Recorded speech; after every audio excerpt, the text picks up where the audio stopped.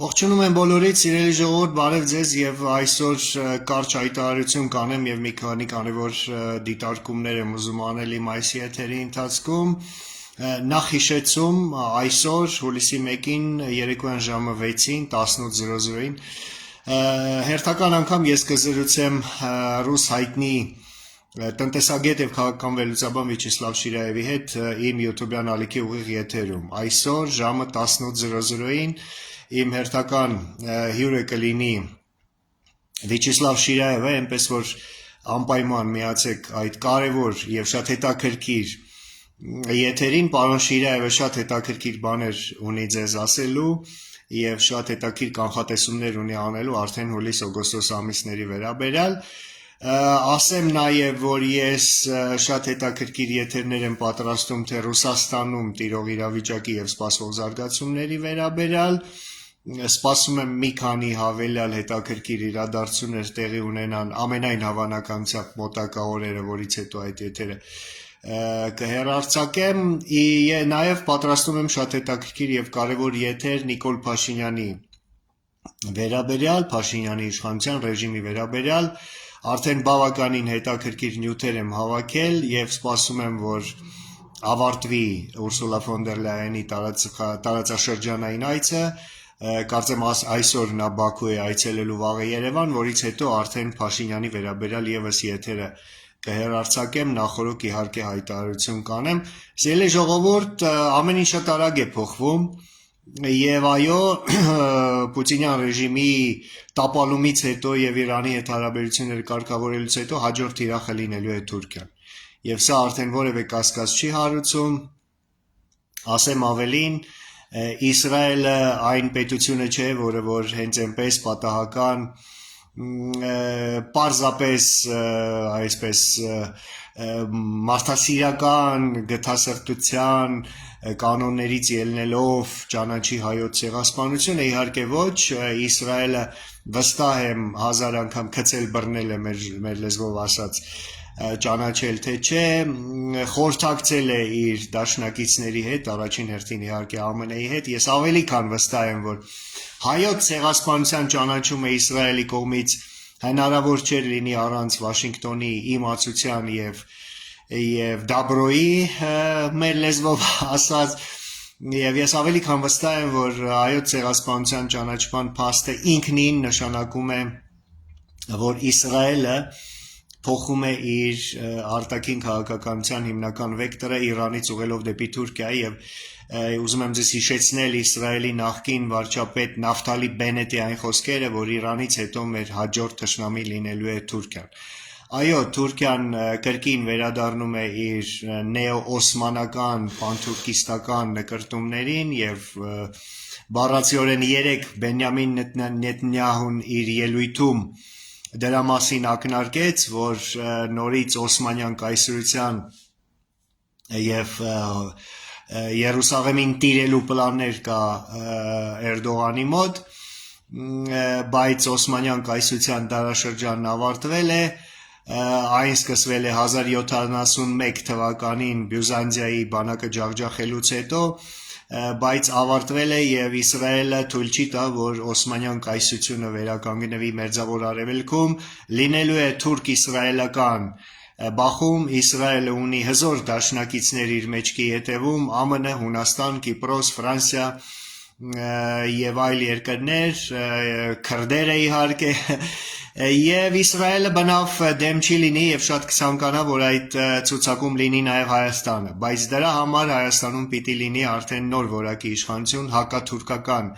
քաղաքականություն վարող իշխանություն եւ ես կարծում եմ, որ ռուս-թուրքական Նիկոլ Փաշինյան պրոյեկտի վերջը մոտենում է,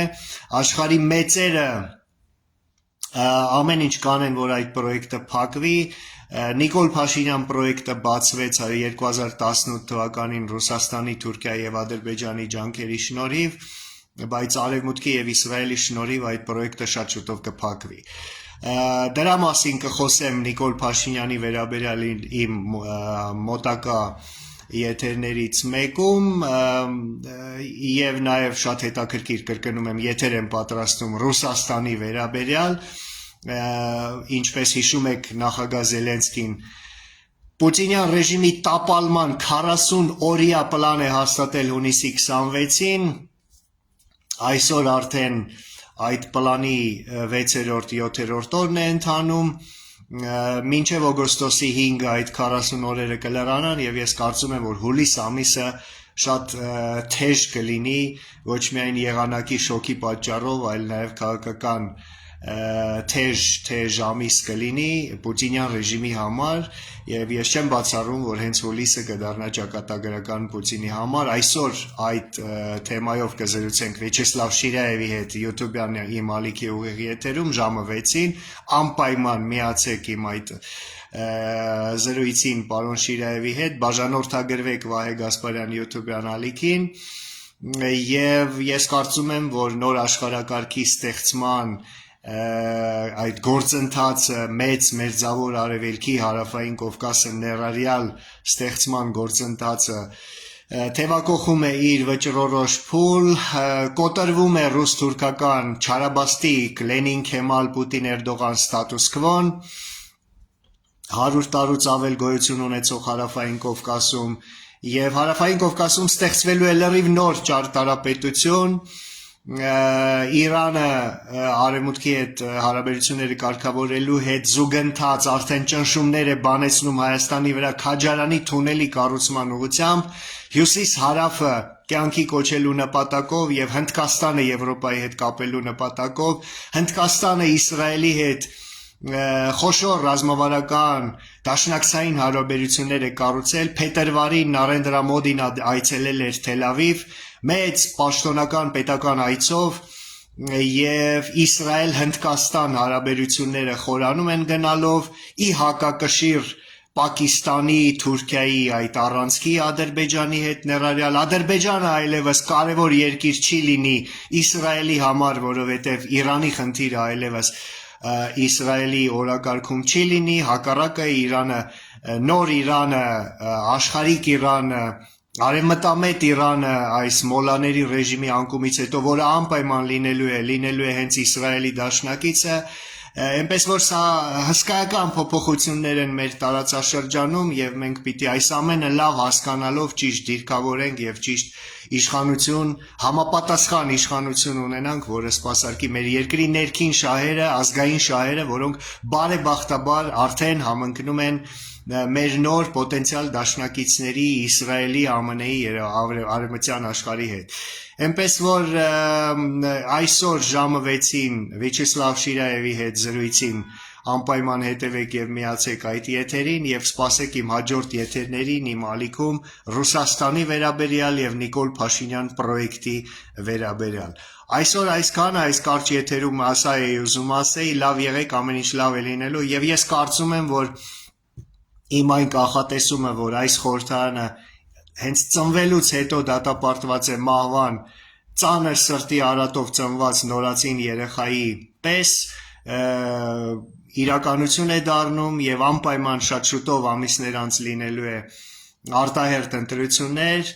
Պուտինի ռեժիմի տապալվելուց հետո արևմուտքի նախաձեռնությամբ եւ հայ ժողովրդի պահանջով եւ այո արևմուտքը նախաձեռնելով արտահերթ ընտրություններ Հայաստանում օգնելու է հայ ժողովրդին ձևավորել իրական լեգիտիմ իրական ազգային ժողովրդավարական իշխանություն հայ ժողովրդի սերը հարգանքը վստահությունը վայելող իշխանություն եւ արևմուտքը ազատվելու է Փաշինյան Տաշիր Սամո Ռոբերտ Քոչարյան խորհրդարանից չի հանդուրժելու նման խորհրդարան առավել եւս 5 տարի չի դիմանալու մինչեւ հաջորդ ընտրություններ այնպես որ ամեն ինչ դեռ նոր է սկսվում սիրելի ժողովուրդ եւ կրկնում եմ այսօր ժամը 6-ին իմ YouTube-յան ալիքի ուղիղ եթերում ես կզրուցեմ Վիաչեսլավ Շիրայևի հետ մենք շատ հետաքրքիր զրույց կունենանք անպայման միացեք իմ այդ եթերին եւ հետեւեք իմ ալիքին եւ սպասվող եթերներին Ռուսաստանի եւ Հայաստանի ներքաղաքական կյանքի մասին շնորհակալություն հաշված ամիսներ անց ամեն ինչ լավ է լինելու այսօր այսքանը ստեսություն